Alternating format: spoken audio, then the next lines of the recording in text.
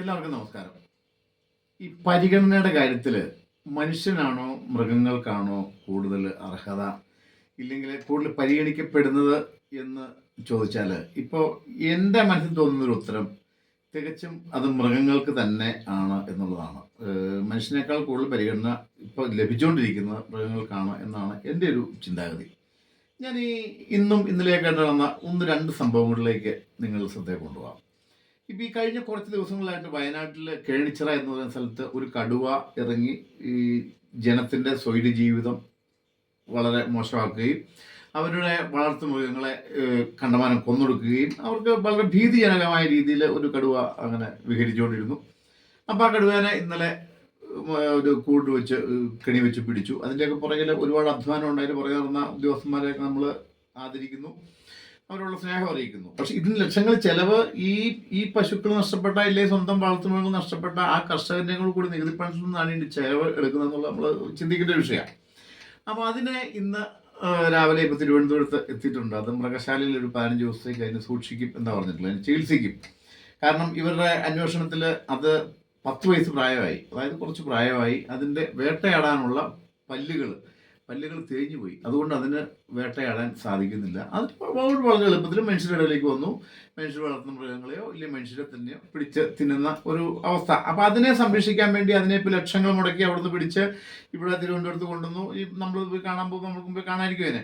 അപ്പം അതിൻ്റെ ഈ തേഞ്ഞു പോയ പല്ലൊക്കെ വേണമെങ്കിൽ ഒരു ദന്താശുപത്രിയിലോ ഇല്ലെങ്കിൽ ദന്ത ഡോക്ടറെ അങ്ങോട്ട് കൊണ്ടുവന്നിട്ട് പല്ല് വെക്കുകയോ അതൊക്കെ ചെയ്യാം. അപ്പം ഞാൻ ആദ്യം പറഞ്ഞ പോലെ ഈ വരുന്ന ചിലവുകൾ അല്ലെങ്കിൽ ഇതിന് കിലോ കണക്കിന് ബീഫ് ഇല്ലെങ്കിൽ ഇറച്ചി വേണ്ടി വരും. അതിനുള്ള സാധാരണക്കാരൻ ഒരു കിലോ ഇറച്ചി വാങ്ങിച്ചതിനാണെങ്കിൽ ഉള്ള പങ്കപ്പാടും കഷ്ടപ്പാടും അവനെങ്ങനെ സാധ്യമാണോ എന്ന് ചിന്തിക്കുമ്പോൾ തന്നെ കിലോ കണക്കിന് ഈ 400, 500, 700 രൂപ വില മുടക്കി ഈ സാധനം വാങ്ങിച്ചു കൊടുക്കും. ഈ ഇവരുടെ ഉൾപ്പെടെ ഈ ഇതിൽ അത് സുഖമായിട്ട് ജീവിക്കും. അതുപോലെ ഈ ചില കപട മൃഗസ്നേഹികൾ ഇല്ലെങ്കിൽ കപടമാണെങ്കിൽ അവർക്ക് ചിലപ്പോൾ ആത്മാർത്ഥ സ്നേഹമുള്ളതുകൊണ്ടായിരിക്കും. മൃഗങ്ങൾ സ്നേഹം അർഹിക്കുന്നില്ല എന്ന് ഞാൻ പറയുന്നില്ല. കഴിഞ്ഞ ദിവസം ഒരു ഭീകരനായ ഒരു ആനയെപ്പറ്റി മിക്കവാറും ദിവസങ്ങളിൽ പത്രങ്ങളിലും ടി വികളിലൊക്കെ വാർത്തകൾ വരാറുണ്ട്. അപ്പോൾ കഴിഞ്ഞ ദിവസം അതിൻ്റെ ഒരു വാർത്ത കണ്ടത്, അതിൻ്റെ കൊമ്പുകൾ തമ്മിൽ ഏതോ പ്ലാസ്റ്റിക് കുരുങ്ങി അതിന് തുമ്പിക്കൈ ഉയർത്താൻ സാധിക്കുന്നില്ല. അതിൻ്റെ വർണ്ണനകൾ, അതിനെപ്പറ്റിയുള്ള സഹതാപ ആയിട്ടുള്ള കാര്യങ്ങൾ ഒക്കെ നടക്കുന്നത്. അപ്പോൾ അടുത്ത ദിവസം വീണ്ടും കണ്ടു അതിൻ്റെ പ്ലാസ്റ്റിക് എങ്ങനെയോ നഷ്ടപ്പെട്ടു പോയി. ഇപ്പോൾ ആൾ സ്വതന്ത്രമായി വീണ്ടും ആൾക്കാരെ ഉപദ്രവിക്കാനായിട്ട് വലിയ റോഡിലേക്ക് ഇറങ്ങുന്നുണ്ട് എന്നൊക്കെ പറഞ്ഞാൽ അതൊക്കെ നല്ല കാര്യം. മൃഗങ്ങളെ സ്നേഹിക്കുന്നവർ സ്നേഹിച്ചോട്ടെ, സ്നേഹിക്കേണ്ടെന്നല്ല. അവർക്ക് തീറ്റ വാങ്ങിച്ചു കൊടുക്കുമോ,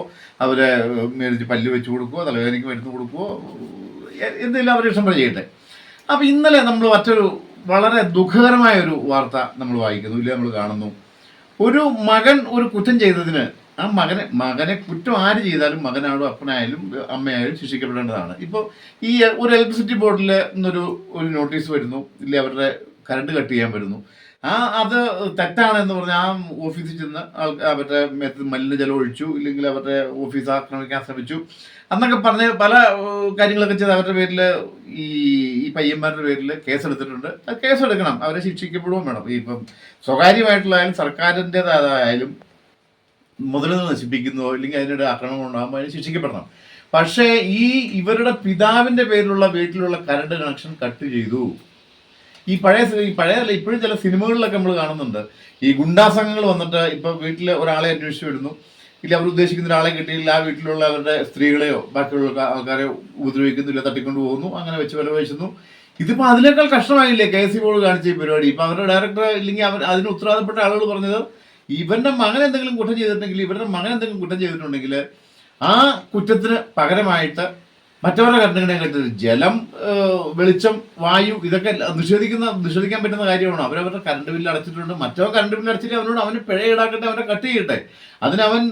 അതിന് നടപടി എടുത്തപ്പോൾ അവരുടെ ഓഫീസിൽ ചെന്ന് പ്രശ്നങ്ങൾ ഉണ്ടാക്കിയിട്ട് അവരോട് കേസെടുക്കട്ടെ, അവനെ ശിക്ഷിക്കട്ടെ. ഇവർ ഈ വീട്ടിൽ താമസിക്കുന്ന ഈ വൃദ്ധനാണ്, 64 വയസ്സുണ്ട് ആ പുള്ളിക്ക്. ആ പുള്ളി എന്നിട്ട് ഇന്നലെ മെഴുകുതിരി കത്തിച്ച് ഓഫീസിലേക്ക് പോയി അവിടെ പ്രതിഷേധിക്കുന്ന ഇടയ്ക്ക് കുഴഞ്ഞു വീണു, ആശുപത്രി കൊണ്ടുപോയി എന്നുള്ള വാർത്ത നമ്മൾ കേൾക്കുന്നു. അപ്പം അതുപോലെ തന്നെ അർഹതപ്പെട്ട പല ആളുകൾ, ഒരു നേരത്തെ ഭക്ഷണം കഴിക്കാൻ ഈ നിർവാഹമില്ലാത്ത ആളുകൾ ഒരുപാട് നമ്മുടെ നാട്ടിലുണ്ട്. അപ്പം നമ്മുടെ ഈ ക്ഷേമ പെൻഷൻ എന്ന് പറയുന്ന ആളുകൾക്ക് കൊടുക്കുന്നത് 5 മാസം കഴിഞ്ഞു. ഈ കഴിഞ്ഞ ദിവസം 1 മാസത്തെ കുടിശ്ശികകളോ കൊടുക്കുന്നു, എന്നാലും 5 മാസം കഴിഞ്ഞു. അപ്പോൾ ഈ സാധാരണക്കാരൻ എങ്ങനെ കഴിക്കും എന്ന് ചിന്തിക്കേണ്ട ഒരു കാര്യമുണ്ട്. അപ്പം അതിന് സാധാരണക്കാരൻ തന്നെ, ഇപ്പം ഞാൻ തന്നെ ഈ കഴിഞ്ഞ ദിവസം ഒരു വീഡിയോ ചെയ്തു ഒരു കുടുംബത്തെ പറ്റി.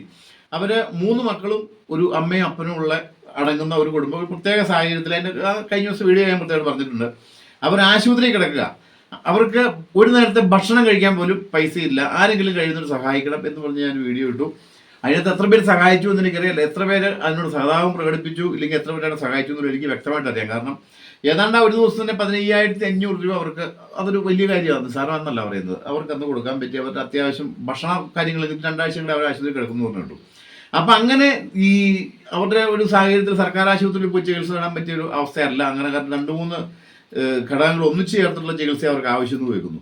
അപ്പം എന്തായാലും ഇത് രോഗത്തിന് ചികിത്സിക്കാൻ മാർഗമില്ലാത്തവർ, ഇല്ലെങ്കിൽ ഒരു നേരത്തെ ഭക്ഷണം കഴിക്കാൻ പൈസ ഇല്ലാത്തവർ, അവരെ ഒന്നും സഹായിക്കാതെ, അപ്പം മനുഷ്യനല്ലല്ലോ പരിഗണന, അവരെ സഹായിക്കാതെ ഈ 10 വയസ്സായ പല്ല് തേഞ്ഞു പോയ പുലിയെ ഇല്ല കടുവയോ സംരക്ഷിച്ച് അതിനെ ഇങ്ങനെ കിലോമീറ്ററുകൾ ആനിമൽ ആംബുലൻസ് എന്നൊക്കെ പറഞ്ഞ് പേരിട്ട് ഇവിടെ കൊണ്ടുവന്ന് ഈ ലക്ഷങ്ങൾ മുടക്കി വീണ്ടും ഈ മുതൽ നഷ്ടപ്പെട്ടവൻ തന്നെ ഇതിന് ചെലവിന് കൊടുക്കുന്ന, ഇല്ലെങ്കിൽ അവൻ്റെ നികുതിപ്പെടുത്തുന്ന എന്താണല്ലോ കൊടുക്കുന്നത്, ചെലവിന് കൊടുക്കുന്ന അവസ്ഥ വരുമ്പം നമ്മൾ ശരിക്കും എന്നെപ്പോലെ ഒരു സാധാരണക്കാരൻ മനസ്സിലാക്കേണ്ടത് ഈ മനുഷ്യനേക്കാൾ പ്രാധാന്യം, ഇല്ലെങ്കിൽ ഉത്തരവാദിത്വവും കരുതലും ആളുകൾക്ക് വേണ്ടത് മൃഗങ്ങളോടാണ് എന്നാണ് ഞാൻ ധരിക്കുന്നത്. ശരിയാണ്. ഇപ്പം പഴമക്കാരായാലും പറയും അവർ ചോദിച്ചു വാങ്ങിക്കാൻ അർഹതയില്ലാത്തവല്ല, പറ്റിയില്ലാത്തവരല്ലേ വർത്തമാനം പറയുന്നില്ലേ ഉള്ളൂ, അവർക്കുള്ള ജീവനല്ലേ. ശരിയാണ്, അവർ ജീവനാണ്.